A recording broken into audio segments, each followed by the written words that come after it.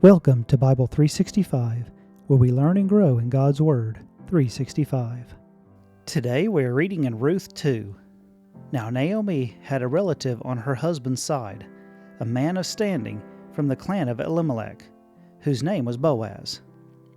And Ruth the Moabite said to Naomi, "Let me go to the fields and pick up the leftover grain behind anyone else whose eyes I have found favor." Naomi said to her, "Go ahead, my daughter." So she went out, entered a field, and began to glean behind the harvesters. As it turned out, she was working in a field belonging to Boaz, who was from the clan of Elimelech.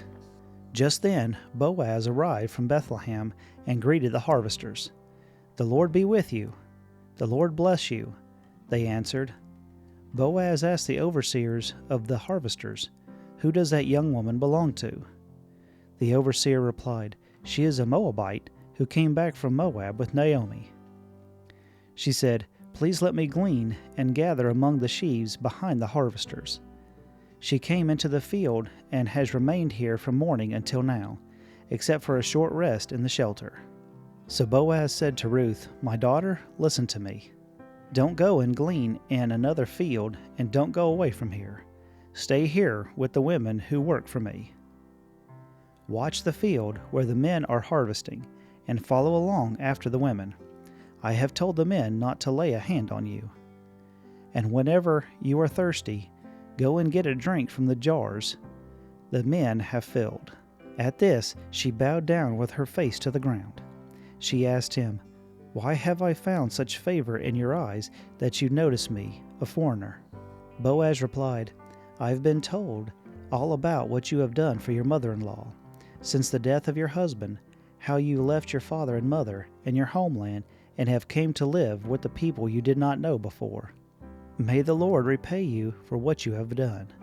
May you be richly rewarded by the Lord, the God of Israel, under whose wings you have come to take refuge."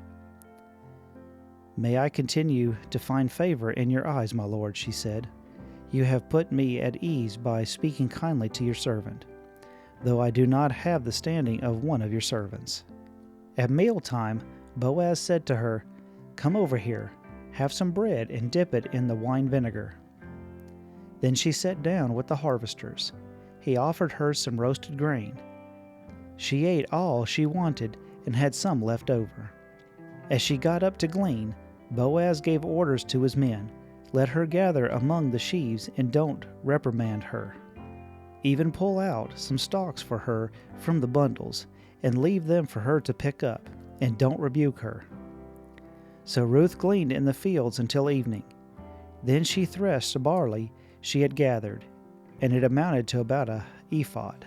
She carried it back to town, and her mother-in-law saw how much she had gathered. Ruth also brought out and gave her what she had left over after she had eaten enough. Her mother-in-law asked her, "Where did you glean today? Where did you go to work? Blessed be the man who took notice of you."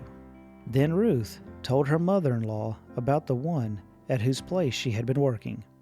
"The name of the man I worked with today is Boaz," she said. "The Lord bless him," Naomi said to her daughter-in-law. "He has not stopped showing his kindness to the living and to the dead." She added, "That man is our close relative. He is one of our guardian redeemers." Then Ruth the Moabite said, "He even said to me, 'Stay with my workers until they finish harvesting all my grain.'"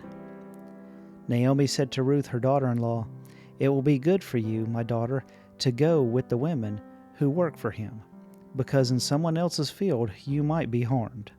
So Ruth stayed close to the women of Boaz to glean until the barley and the wheat harvest were finished, and she lived with her mother-in-law.